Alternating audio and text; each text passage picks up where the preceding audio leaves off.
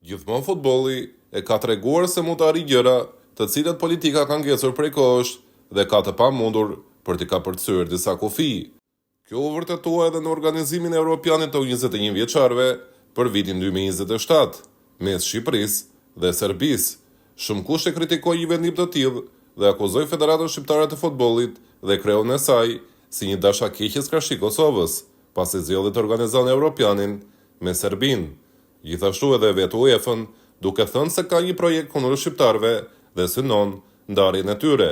Në thelb, bashkëpunimi do të jetë po njësoj si ai që do të ketë Shqipëria dhe Serbia për ndeshjen e saj kualifikuese të botrorit.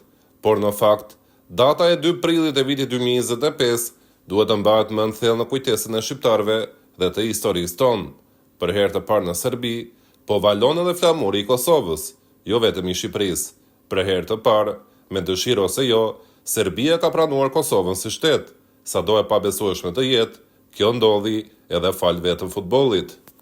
UEFA do të organizojë në datën 3 prill kongresin e saj të 49 në Beograd, në Serbi.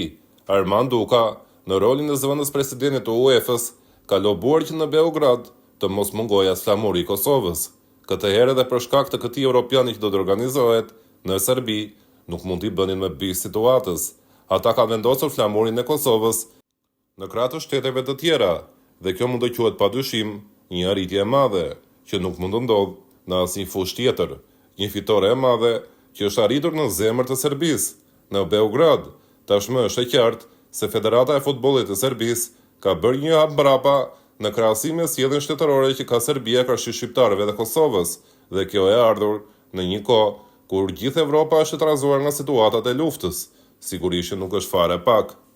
Ashtu siç edhe pritej, mediat serbe janë irrituar nga gjitha kjo skenë që po ndodh në Beograd, por tani duhet vetëm që të heshtin dhe të pranojnë të vërtetën. Kosova është një shtet i lirë dhe i pavarur, tani nuk është më pjesë e Serbisë.